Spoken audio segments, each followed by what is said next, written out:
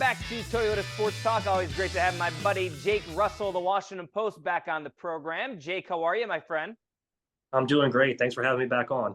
So I normally get you on to talk about the Nats. We're going to talk about the Nats a little bit later, but the big story is the XFL. Come on now. We got the championship game on Saturday. The DC Defenders are in the championship game against Arlington. How about our DC Defenders, Jake Russell? Well, they're giving DC football fans a lot to cheer about the last 3 months, culminating with a 10-1 season and an XFL championship appearance. Hard to ask for much more than that.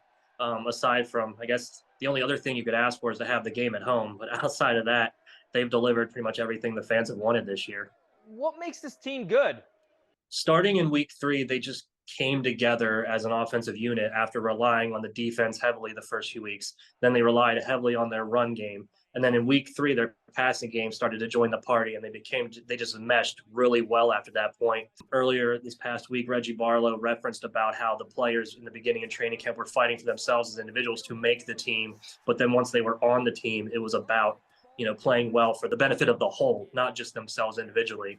And you can just tell when they play, they're selfless players. I mean, they want to win for each other. Last week, I thought I had a really good stat. I said this was the first time a professional football team from D.C. since 1992 made a championship game. And then Jake Russell comes from the top rope and says, "Oh, Scott, don't forget about the Valor." And then about an hour later, "Oh, Scott, don't forget about the D.C. Divas."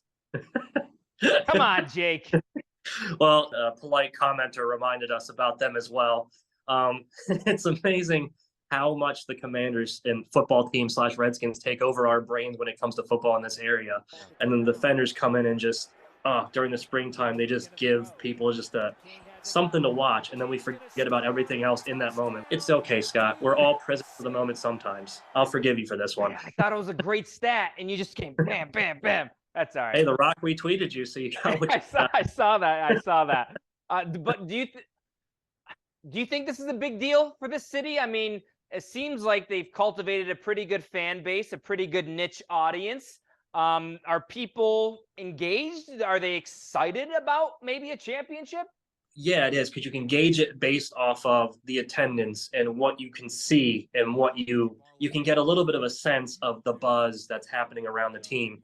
When you watch all the Defenders games at home, the fans are into it no matter what the attendance is, whether it's 11,000 or 12,000 or 18,000, and they're chanting throughout the game. Different chants, some nicer than others, but they're into it. Obviously going to be a few of them going down to San Antonio. I expect a not as raucous atmosphere in San Antonio because of the distance and because, the people going to those games and sitting in the beer snake section.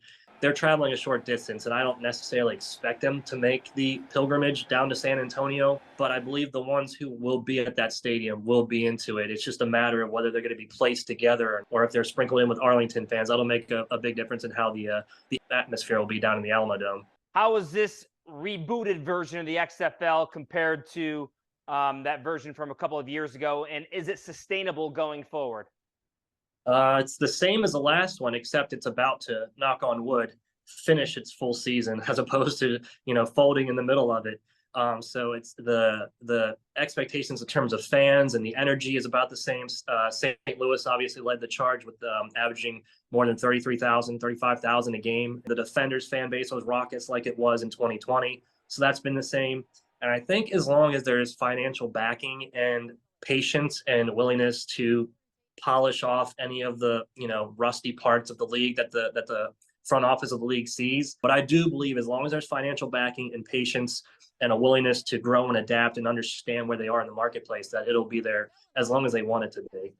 Reminder, the XFL championship game, the DC Defenders taking on Arlington. That's on Saturday night over on 7 News.